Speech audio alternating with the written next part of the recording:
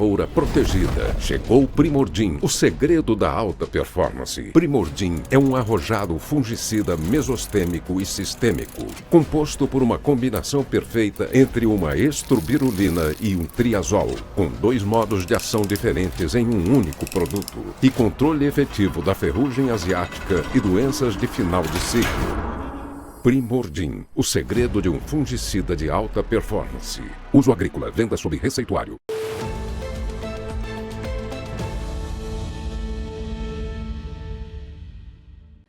Olá, sejam todos muito bem-vindos a mais um boletim já com os números de encerramento do mercado lá na Bolsa de Chicago. E depois daquele respiro de ontem, onde a soja conseguiu um fôlego aí de 2 pontinhos positivos, o mercado voltou à sua tendência original aí, o que a gente tem visto acontecer nas últimas sessões, que é aquela tendência negativa para os preços, com uma atenção especial principalmente para os preços que acabam aí indicando a precificação da safra americana. Novembro, por exemplo, hoje caiu 7 pontos, fechou a $10,36 por bushel e se aproxima cada vez mais daquele patamar dos $10 por bushel. O que a gente pode esperar em relação aos preços em Chicago? Será que tem alguma novidade no radar que possa reverter essa situação? Enfim, vamos perguntar tudo isso para o meu amigo Carlos Cogo, da Cogo Inteligência em Agronegócio. Está aqui já o Cogo com a gente.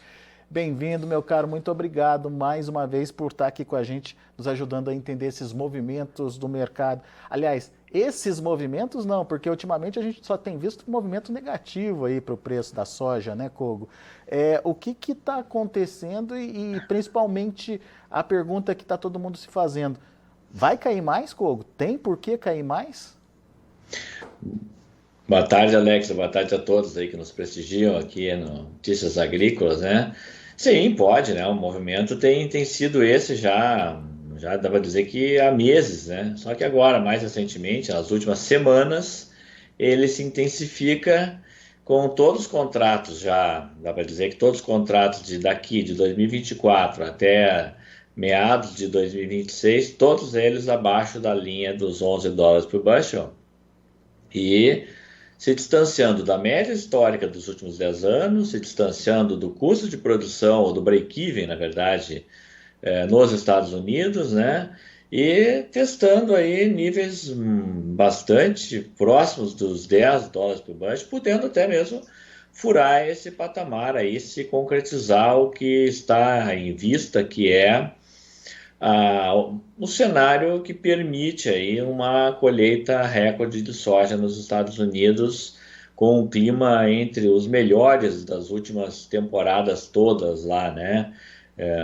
Comparando-se aí as melhores temporadas com os melhores rendimentos nos Estados Unidos, né? Nesse momento, pelo monitor da seca, 8% da área com alguma condição de seca, basicamente bem no meio do cinturão, e contra 57% na mesma época do ano passado, uma condição que agora coloca só o mês de agosto mesmo como o mês crucial, e se as chuvas se confirmarem que devem ser razoáveis, de razoáveis a boas nesse mês de agosto, tem tudo mesmo para se confirmar uma colheita recorde de soja nos Estados Unidos, temporada 24-25. Inclusive, a gente estava conversando antes de entrar no ar, né, Cogo, com possibilidade de uma revisão para cima da última produção detalhada pelo próprio USDA, né? A gente deixa a área de lado agora e potencializa, inclusive, produtividade, né? Porque na verdade até então havia ajustes aí feitos em função de área plantada, né? Acabou que a área plantada nos Estados Unidos não ficou naquilo que se falava inicialmente, poderia ser coisa de 4% de aumento de área, ficou em 3% de aumento de área. Então, em função desse ajuste de área, houve um pequeno ajuste aí no número de produção americana, né?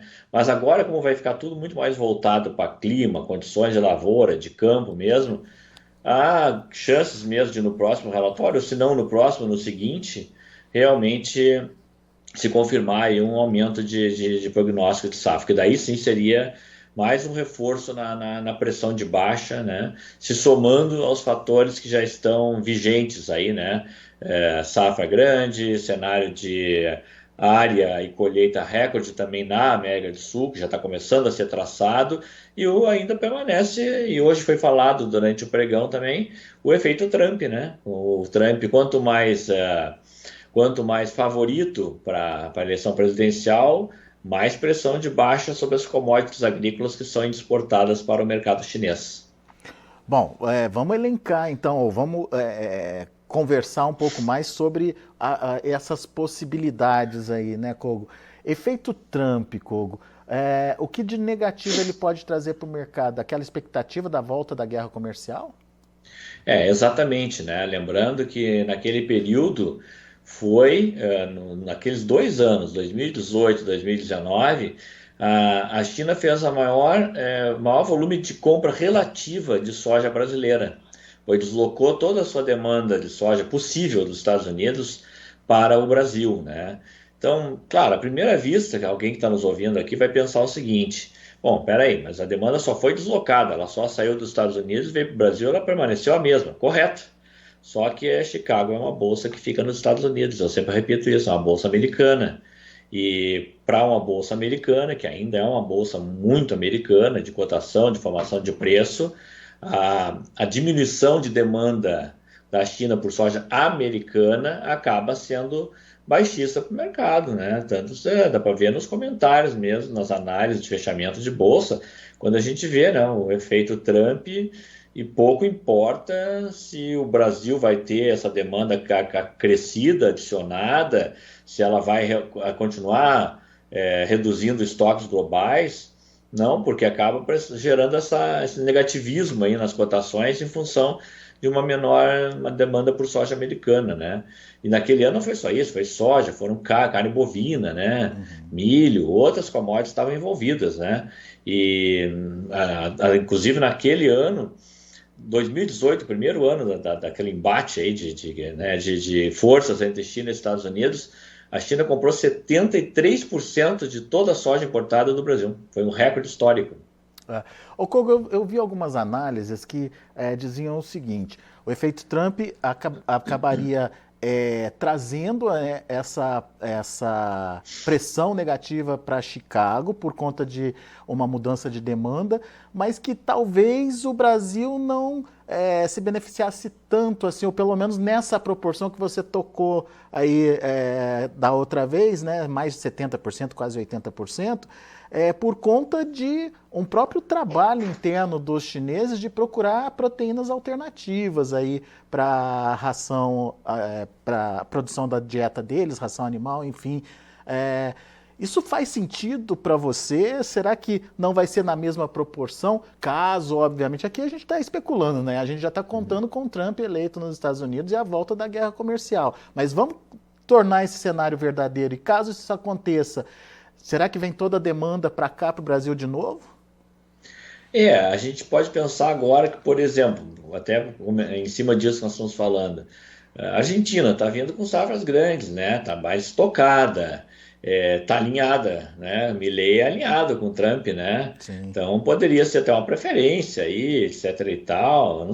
Brasil de novo reforçado, mas em cima dessa questão de insumos ou commodities alternativas para rações, isso nos números ainda não aparece, não é de duvidar, mas não aparece nos números até agora, né? A demanda de importação, a hora enfraquece, a importação chinesa fechou o semestre com recuo, mas no todo, olhando ano contra ano, ela não tem enfraquecido, né? Esse é o fato.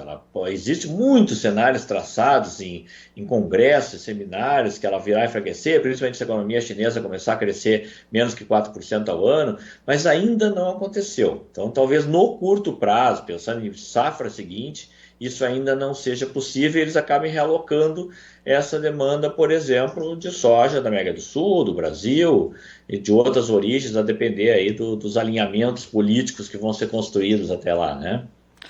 E isso mexeria com prêmios aqui no Brasil.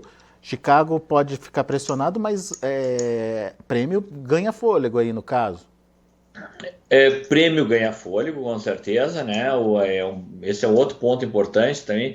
prêmio deve ganhar fôlego, os prêmios pararam de cair no mercado brasileiro em função de uma demanda aquecida. Hoje nós temos prêmio para embarque imediato de mais de $1 por bushel positivo, né? Ou seja, é um sintoma de um mercado brasileiro bem demandado, que está construindo um prêmio robusto, porque há uma demanda por soja brasileira nesse momento e até o final do ano deve acontecer. Então esses prêmios devem fechar fortes até o final do ano e com o cenário de cair menos em 2025, menos do que caíram, por exemplo, em 2023 e até mesmo no começo desse ano de 2024, porque existem estudos que mostram assim que o prêmio ele tem uma faixa de flutuação positiva e negativa no Brasil que tem correlação com o preço, tá?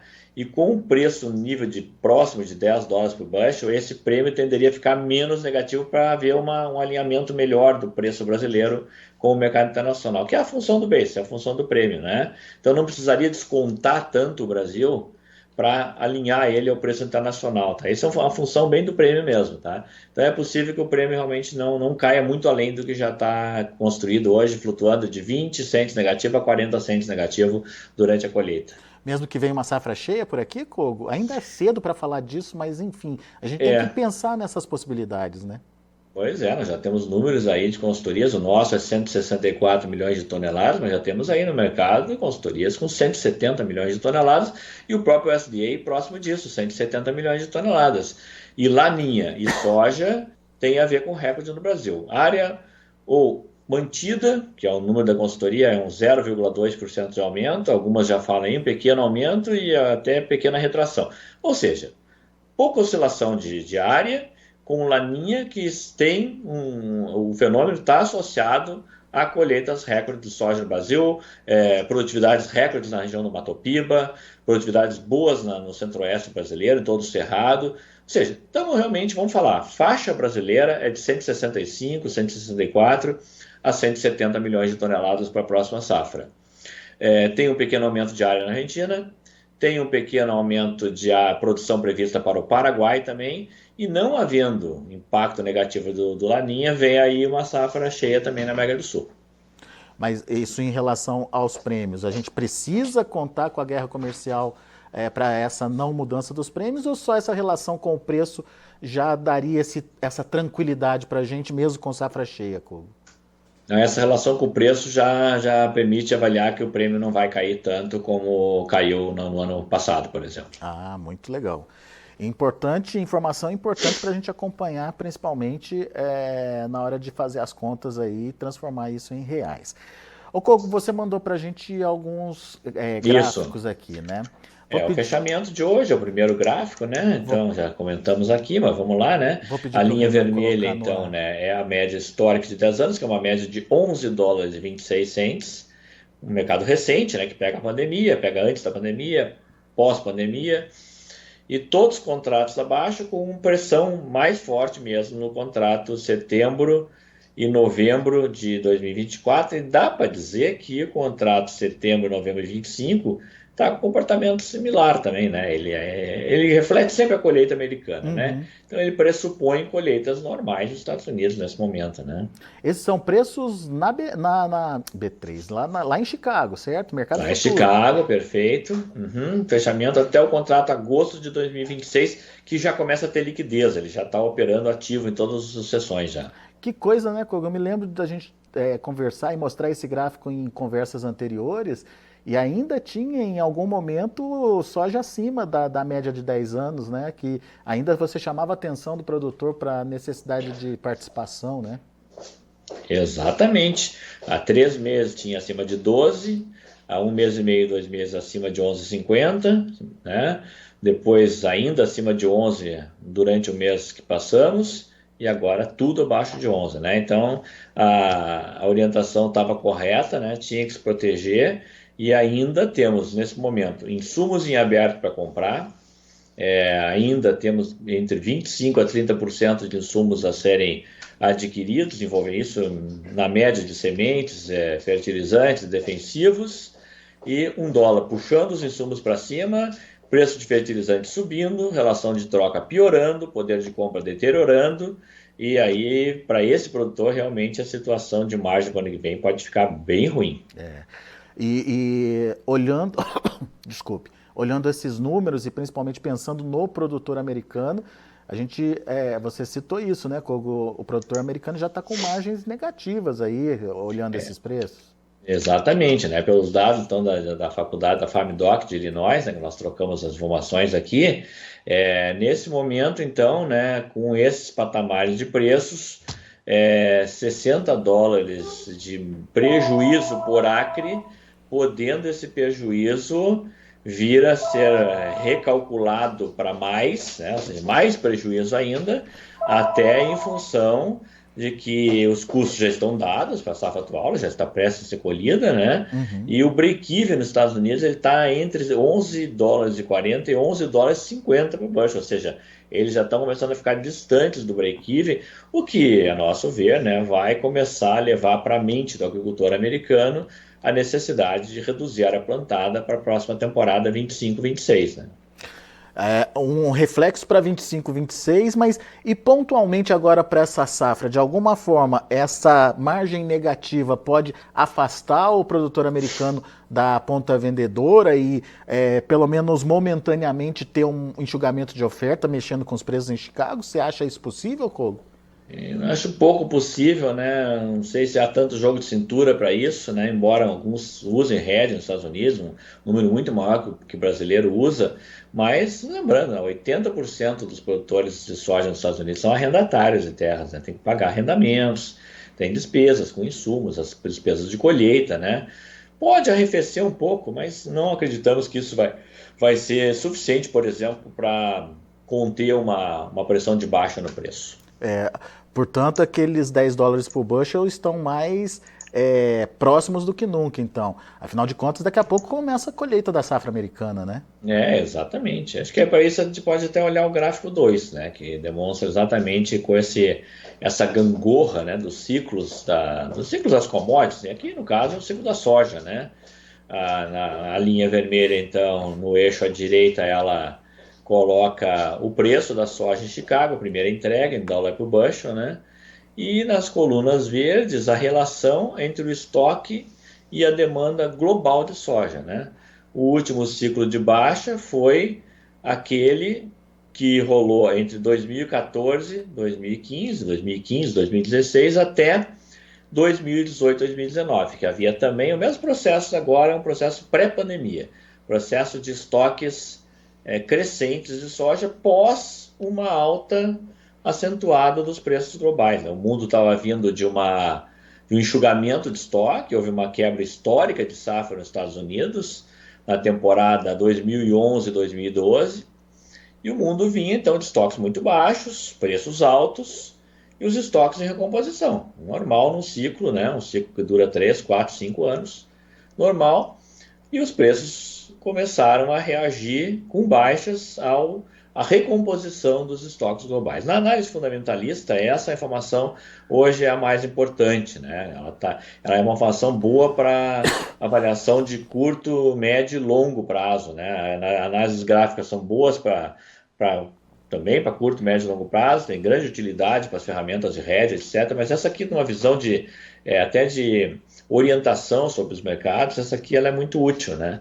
Nós estamos no mesmo processo agora, a gente veio de uma pandemia, preço explodiu, foi aí a quase $17 por bushel, né? Estoques no mundo vinham caindo, então soma-se pandemia, soma-se a guerra, Rússia-Ucrânia, alta de preço de fertilizantes, disrupção nas cadeias de insumos, custos elevadíssimos, estoques no mundo caindo, tempestade perfeita para uma alta, né? E a alta veio, aconteceu. Depois da alta, o mundo entra de novo numa reconstrução de estoque, as áreas vão crescendo, vão reagindo a preços altos, até chegar nessa estimativa para o ano que vem, estimativa de que vamos ter uma reserva de 32% sobre a demanda da safra 24 e 25, 116 dias de consumo em estoques no mundo na virada do ano safra comercial, ano comercial 24, 25, né? E o preço já apontando a direção dos entre 10 e $10,50 por bushel pelo modelo aí de correlação. E olha só que coincidência, Kogo. O Ivan Srutrovski, que é nosso internauta aqui, já acompanha a gente já há bastante tempo, ele mandou para a gente a média do bushel da soja em Chicago, dos arquivos dele, né, dos levantamentos que ele faz, desde 2019. 2019, a média do ano foi 8,43 e coincide justamente com aqueles 33% de relação de estoque ali, né, Kogo? E daí vem 2020, 8,98, 2021, 13,04, já começando com a alta dos preços, 2022, 14,85, 2023, 14 dólares e 60. Como coincide muito essa questão de preço e a relação aí com esse estoque e demanda, né? Com essa relação de oferta e demanda, né? Muito, essa correlação ela passa de 0,9, né? Então, é uma relação altíssima aliás, isso é sempre uma coisa que a gente deve sempre mencionar e reforçar.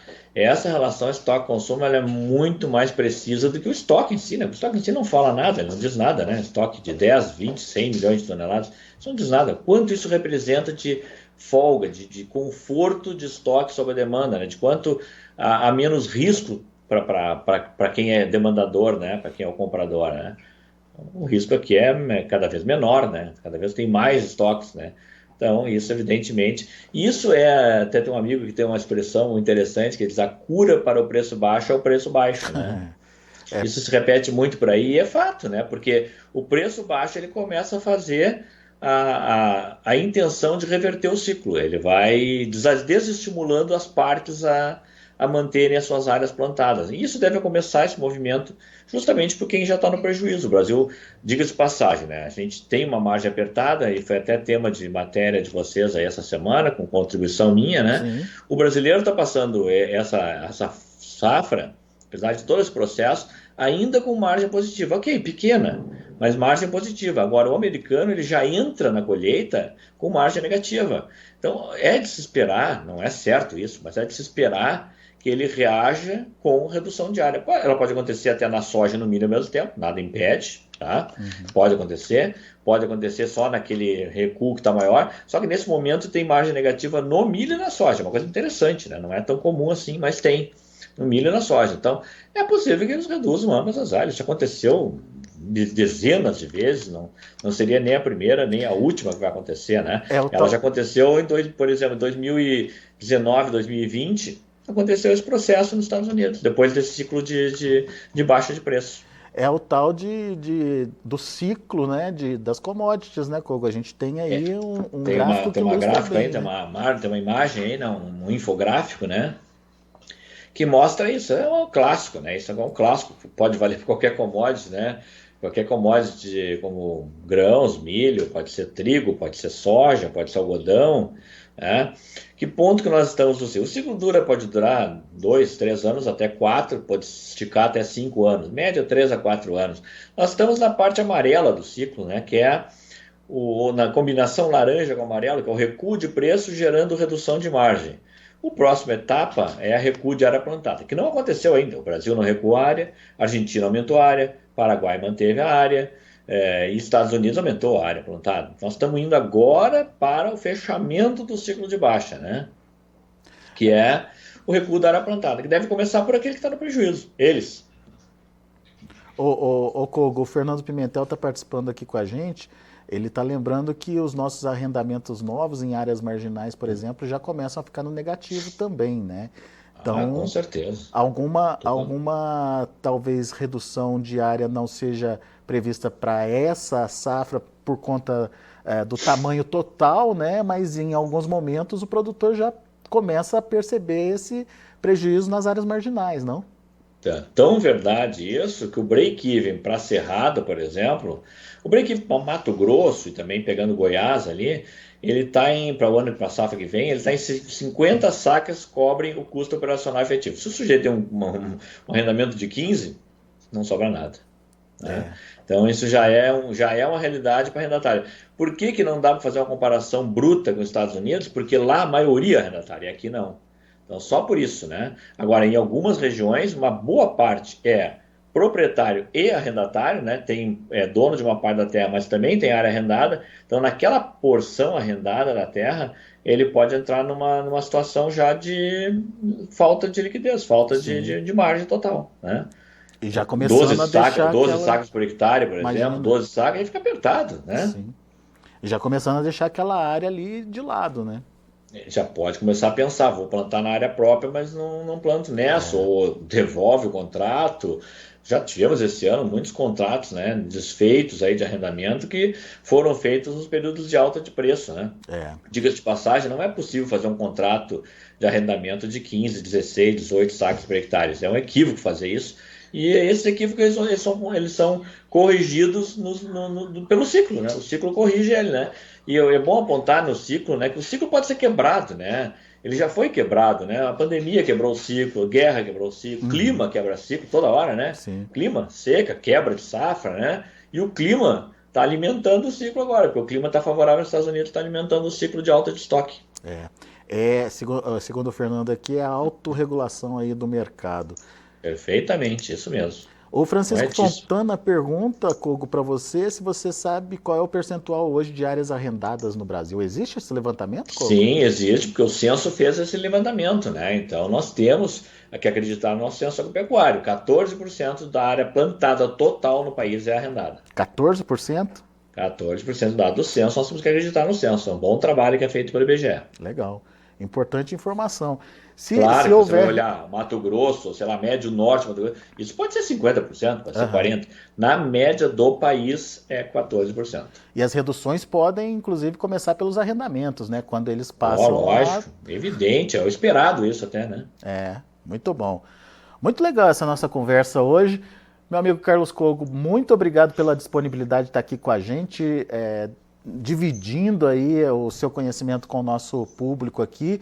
Aos amigos internautas também, obrigado pela participação e obrigado por enriquecerem mais essa nossa conversa aqui com o Carlos Kogo. Vocês que estão no YouTube, não se esqueçam aí de fazer a sua inscrição no canal, deixar seu like, enfim, acionar ali o sininho para receber a notificação quando a gente estiver ao vivo aqui no site. E Kogo, muito obrigado pela participação mais uma vez. Show de bola, Kogo. Eu também agradeço a oportunidade aí, desejo a todos um excelente final de semana. Valeu, até a próxima. Tá aí Carlos Kogo, da Kogo Inteligência e Agronegócio, dando um show de informação aqui para os nossos internautas no Notícias Agrícolas. São números, gráficos, enfim, condições que fazem o produtor parar para pensar no que está acontecendo e entender de fato o que está acontecendo, por que os preços da soja estão tão pressionados nesse momento. Você viu aí o próprio Ivan fazendo uma retrospectiva aí dos preços. Saímos de um patamar de 8,40 lá em 2019, passamos para um recorde ali em 2022, perto dos 15 dólares por bushel, isso média anual, segundo o Ivan aqui, e agora estamos caminhando aí para um ano de preços mais baixos. Perdemos já os 12 dólares por bushel, perdemos os 11 dólares por bushel, indo em direção aos 10 dólares por bushel, por conta, obviamente, de um desequilíbrio entre oferta e demanda nesse momento. Existe uma expectativa de uma oferta muito maior do que a demanda pode consumir, e isso acaba trazendo essa necessidade de adequação dos preços, e daí entra aquele ciclo que o Kogo mostrou para a gente. Quando isso acontece, a tendência é de redução aí da oferta nos próximos anos. Bom, vamos ver como encerraram as negociações lá na Bolsa de Chicago. Você acompanha comigo, de olho na tela, os números de fechamento do mercado da soja. Para agosto, 10 dólares e 97 centes por bushel, queda de 1 ponto mais 25. Setembro, 10 dólares e 36 centes por bushel, queda de 4 pontos. Novembro já caiu 7 pontos, fechando a 10 dólares e 36 centes por bushel. E para janeiro, 10 dólares e 51 centes por bushel, queda também de 7 pontos. A gente tem o milho também encerrando aí de forma negativa, mas perdas menores do que a soja. O setembro fechou a 3 dólares e 90 centes por bushel, com queda de 0,75. O dezembro, 4 dólares e 4 centes por bushel, recuando 0,25. O março, já de 2025, 4 dólares e 18 centes por bushel, queda de 0,25. O maio se sustentou ali nos 4,28, fechando com uma leve alta de 0,25. Vamos ver o trigo. Para setembro, 5 dólares e 42 centes por bushel, o trigo reagiu hoje, 7,5 pontos de alta. Dezembro, 5,68, alta de 8 pontos. Março, 5,88, subindo 7 pontos mais 75. E o maio, 5,99, alta de 7 pontos mais 25. São os números do mercado de grãos lá na Bolsa de Chicago. A gente fica por aqui. Agradeço muito a sua atenção, a sua audiência. Notícias agrícolas, informação agro relevante e conectada.